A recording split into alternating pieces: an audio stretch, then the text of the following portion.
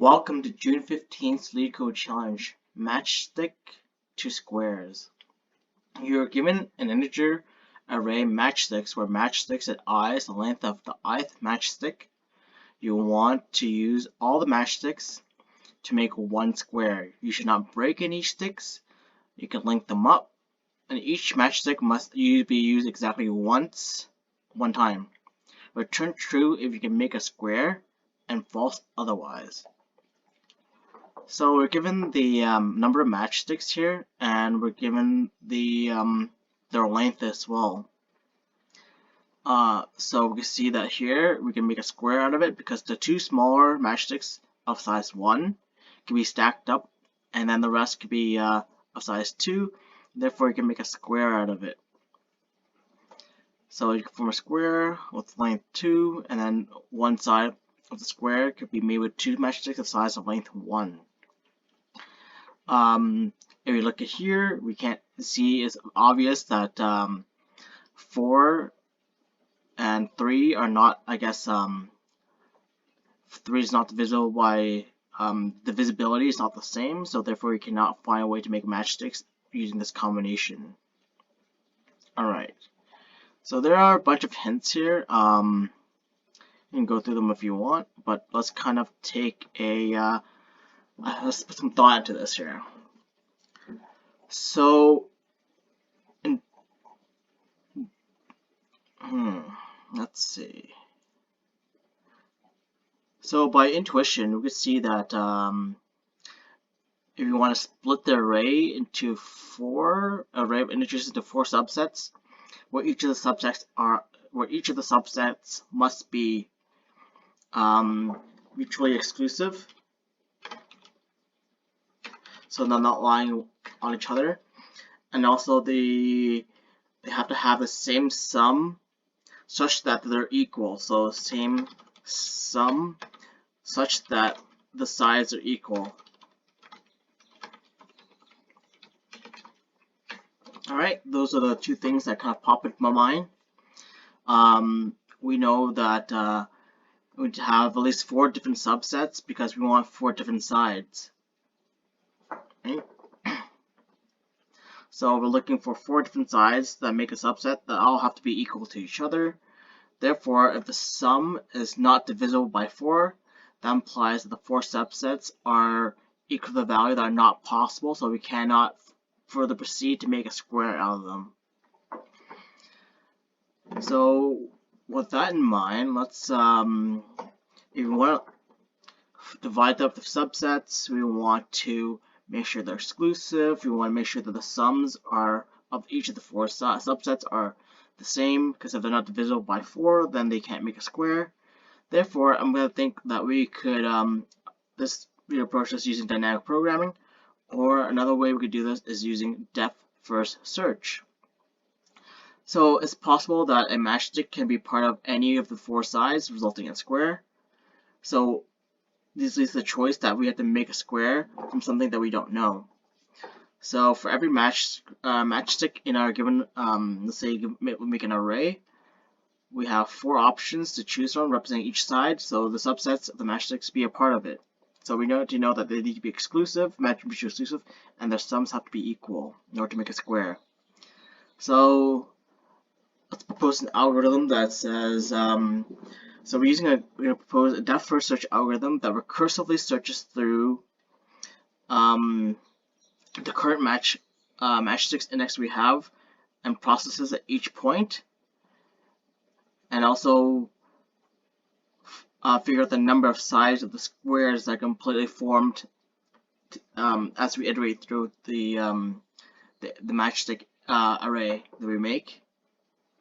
And then another thing we should add to that is if all the matchsticks have been used up and that we have the 4 sides completely formed, that means that we can imply that it is possible to make a square using our set of matchsticks. So this could be a base case for our for recursion. And lastly, you want to make sure that for the current matchsticks we have that divided into 4 subsections, we want that each matchsticks at each index could be only one part of the subset. So we don't want to reuse matchsticks, and we don't want to have duplicates of it. So we're gonna try out all 4 options by recursing through them. So if any of the top mentioned returns true, that means we can make a possible square out of using the matchsticks. So let's walk through the solutions together. Alright, first thing we want to think of is if there are no matchsticks, then we cannot form a square. So if not matchsticks, return false. There you go. If we have no matchsticks, return false. Next thing we want to do, count the number of matchsticks we have. So let's say L given, let's say n equals the length of the matchsticks we have. Alright, we have that. So the number of matchsticks we have. Next thing we want to do is figure out the perimeter of the possible perimeter we can make from our square if one can be made. So what we want to do is develop a variable called perimeter such that the sum of the match is the sum of the matchsticks. So if this makes sense here, right? Because each matchsticks has a certain length, and if we sum up all the length of all the matchsticks, that is ideally a perimeter. So the length of the outside of our square. So that's the perimeter that we're working with. Okay, we got that.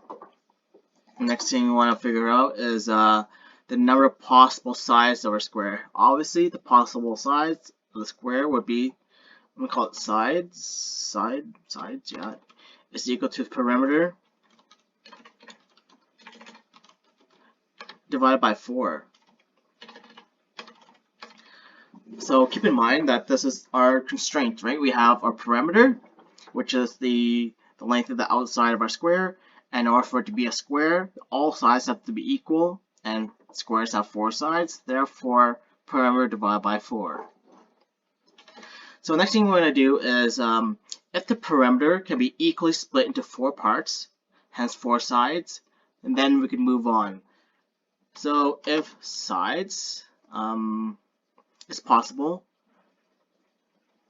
star 4 is not equal to the perimeter, return false. That's saying that if we take one of our sides and we multiply by 4 and does not give us back our perimeter, then we cannot make that means that the perimeter cannot be equally divided into 4 parts.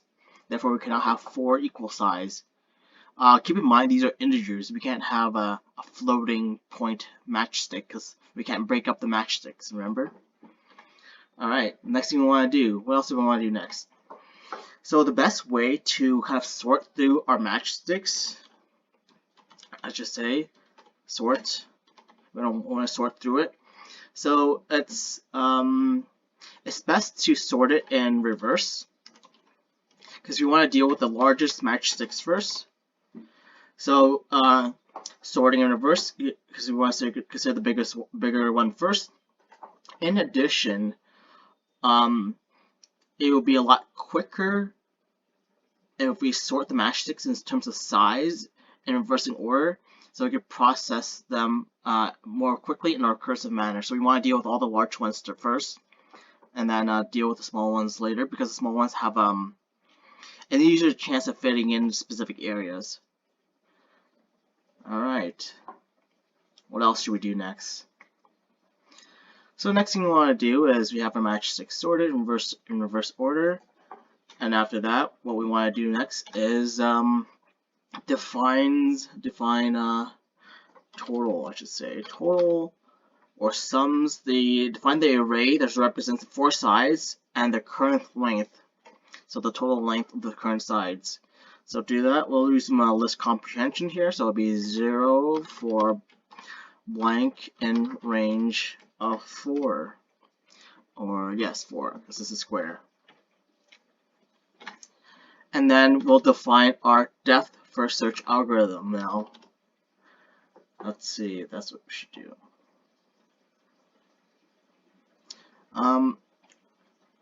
Well, we could also, so we have a skeleton here, so we return our depth first search, actually, I should say.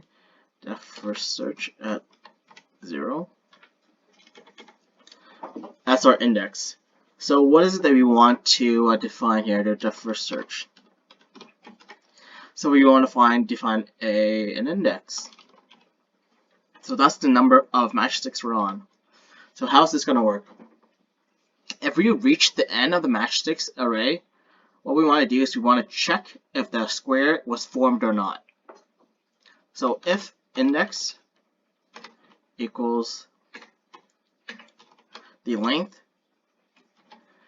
then if 3 sides were formed, the 4th side has to be the same as the other 3 sides. So the answer should be true in this case. Right? If we have 3 sides, the square is already formed. If the last side has to be the same size as the other sides as well, or else that's not going to make a square. So what we want to do is return return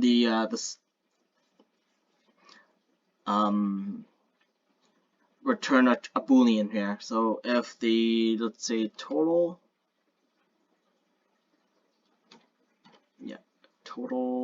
at 0 is equal to the total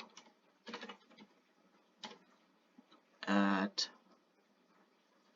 1 equals total at 2 equals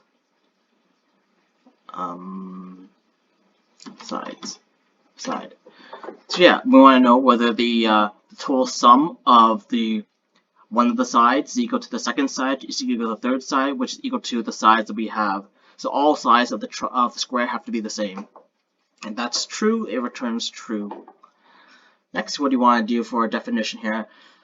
Next you want to do is check to see, check the current check for the current matchstick if they could belong into the one of the 4 sides, provided that their lengths are greater or equal to the size of the current matchsticks. So what that means is that you want to find if the matchstick can first be in the space left, if there's any spaces left for the matchsticks in our sides. So for that, we're going to do a for loop here for I in range 4, because of the 4 sides. What we want to do is that we want to find if the matchstick can be formed in this, can be placed in the space left for the current side. So what we want to do is if the total I plus the matchsticks at index I, or index I should say, index, is less than or equal to the number of sides, or side. Now here's our recursive step. So you want to recurse. So total I plus or equal to matchsticks at index. So when that happens, we want to recurse. So if DSF plus 1 return true.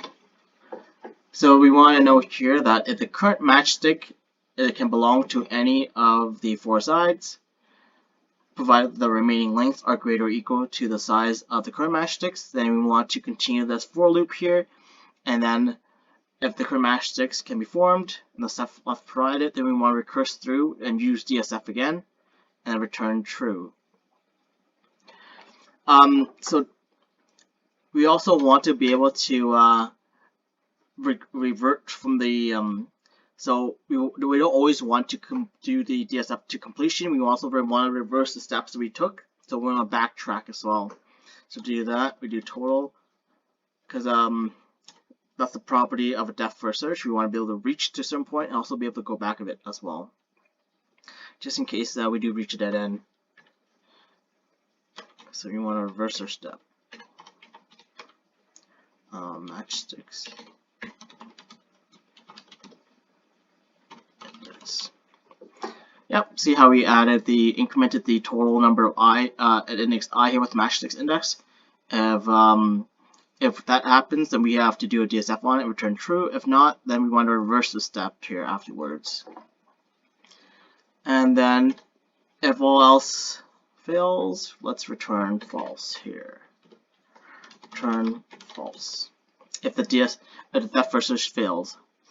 So let's run our code and see if it works. Oh, right. That spelling error.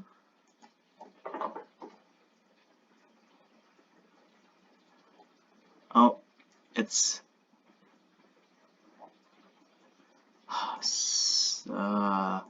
side.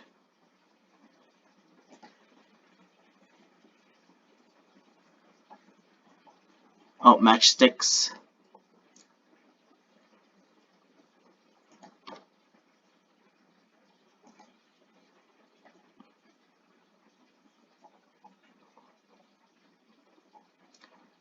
Not L, I named it as N.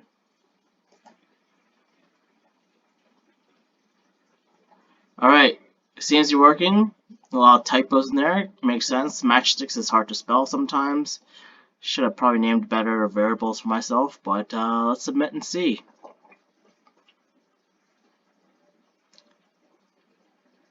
Accepted. That was a lot harder than I expected. So for time complexity, we have, let's see, big O of, wow, this is actually exponential. So it'd be big O of 4 to the nth power. Because if we have a total of n numbers of matchsticks for each one of those matchsticks, n number of sticks per matchstick array, and we have 4 different possibilities for each subsets, so they belong to, or the sides of the squares that they might be a part of. So that's time complexity of big O of 4n to the power of big O of 4 to the power of n, I should say. And let's see, space complexity. We only have we use a recursion algorithm, so all the space is basically filled with the recursive calls. So the deepest recursive call will be of size n. So that which is the number of sticks we have, total number of sticks we have. So space complexity would be big O of n, because we don't really use the storage for anything else except for the size of the total numbers of sticks we have. Yeah, that's it. Well, actually, no. Looking about it now, it looks a bit neat, but it's a tough one. Right? Have a nice day.